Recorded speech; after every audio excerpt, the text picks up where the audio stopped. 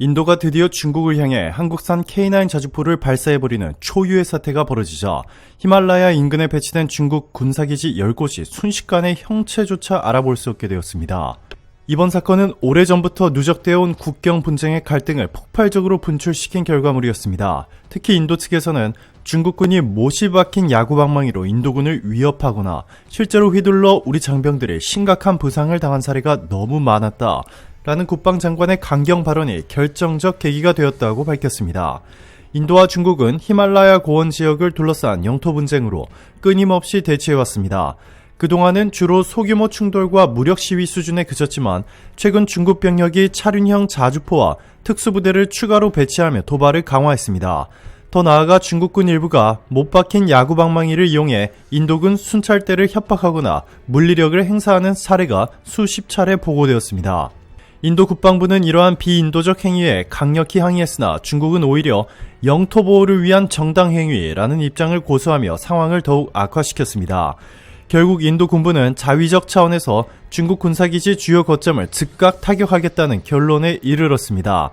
이 과정에서 인도가 선택한 무기는 다름 아닌 한국산 명품 자주포 K9이었습니다. K9 자주포는 155mm 구경에 강력한 화력을 발휘하며 최대 사거리 40에서 50km를 충분히 지원합니다. 게다가 산악 지형에서 필요한 고각 사격 능력도 탁월해 높은 고원을 배경으로 하는 히말라야 분쟁지에서 그 진가가 유감없이 발휘되었습니다. 전차포보다 훨씬 대형의 포탄을 더 먼 거리에서 쏠 수 있고 자동 장전 시스템과 고성능 사격 통제 장치를 갖추어 초탄 명중률이 놀라울 정도로 높습니다.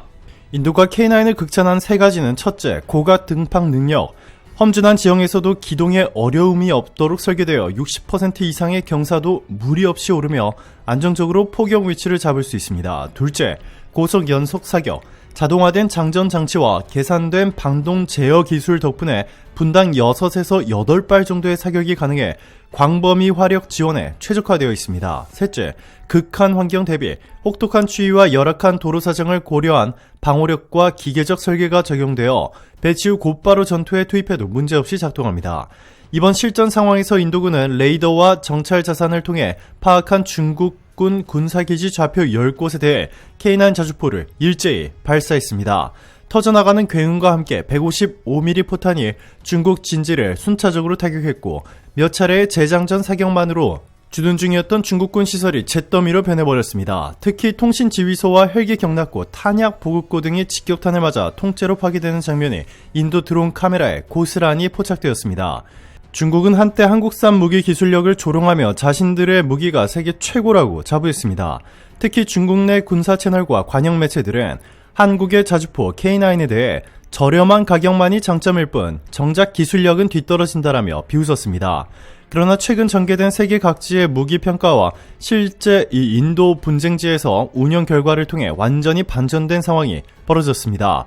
이제는 전 세계 언론들이 한국산 무기 체계에 주목하며 K9 자주포야말로 동급 최강이라는 찬사를 아끼지 않고 있습니다. 이번 사태를 계기로 인도군이 초기 도입 물량 100문에 이어 추가로 100문 이상을 더 구매하기로 했습니다.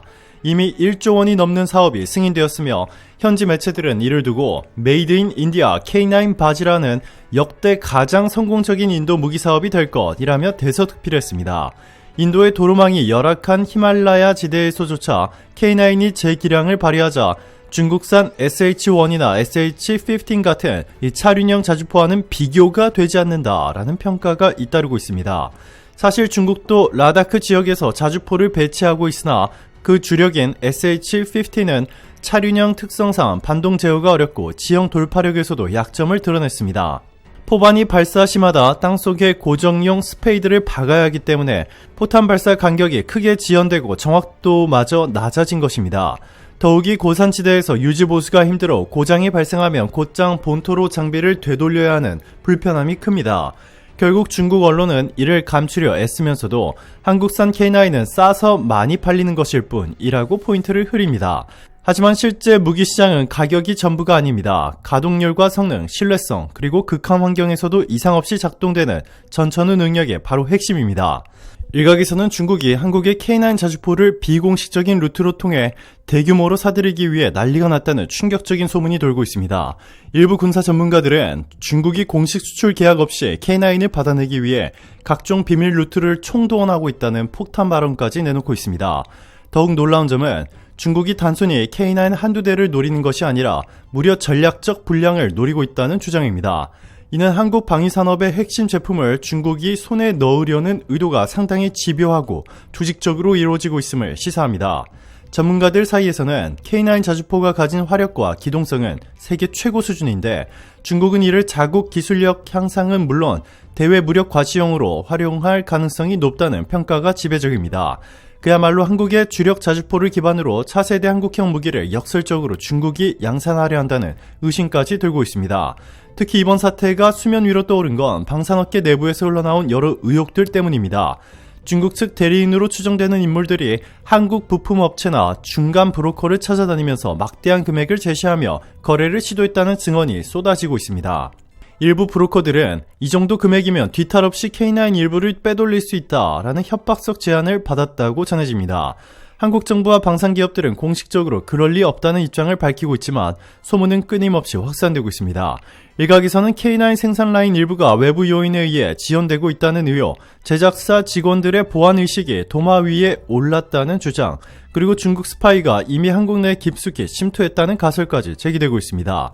이번 의혹에 대해 군사 전문가들은 중국이 정말로 K9을 손에 넣게 된다면 이 동북아 안보 지형에 엄청난 파장을 몰고 올 것이라고 경고했습니다. 또한 한국산 무기의 기술적 우수성에 대한 전 세계적 관심이 커진 만큼 K9을 복제해 제3국에 수출하려는 부정거래 가능성도 배제할 수 없다는 우려가 나오고 있습니다.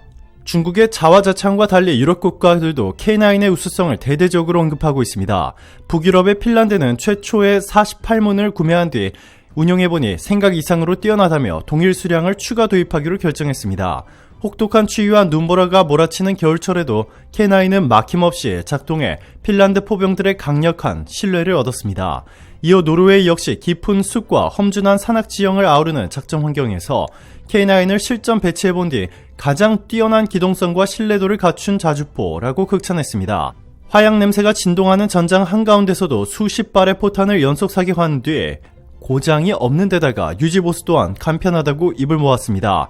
이뿐만이 아닙니다. 아프리카 북부의 이집트, 중부 유럽의 폴란드, 나아가 동남아시아 국가들에게 이르기까지 각기 다른 언어와 문화권을 가진 세계 매체들이 K9이 보여주는 압도적 성능의 격찬을 쏟아내고 있습니다. 한국산 무기의 결정판, 경이로운 고장률 0%에 가까운 명품 자주포 등 자극적인 헤드라인으로 보도하는 곳도 있습니다. 특히 폴란드는 현지 군사평론가들이 K9이 러시아와 접경에 있는 지역 방어에 꼭 필요한 핵심 전력이라며 극찬했습니다.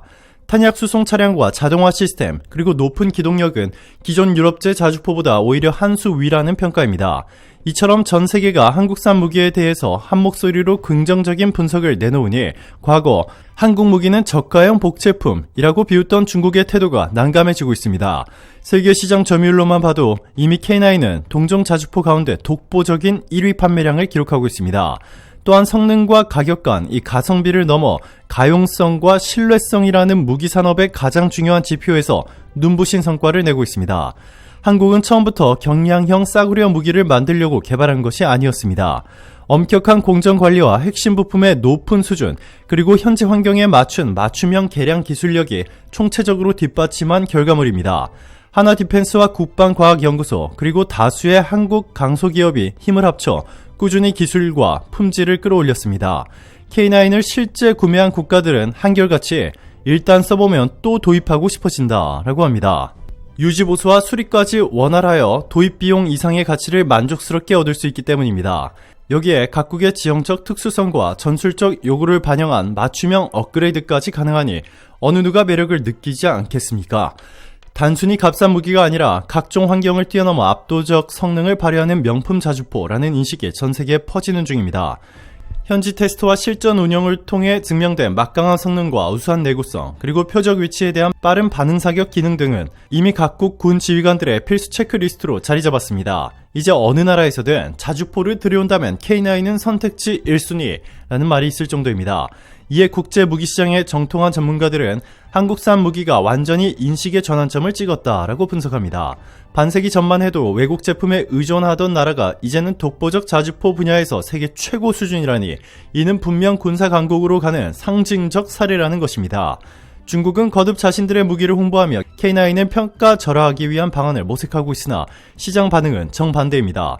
세계 유력 언론들은 인도의 히말라야 전선에서 제대로 작동하는 무기는 한국산 궤도형 자주포뿐이라며 보도했고, 혹독한 사마프토, 습제, 고원, 정글, 평원 어디에서도 문제없이 구른다라고 강조했습니다.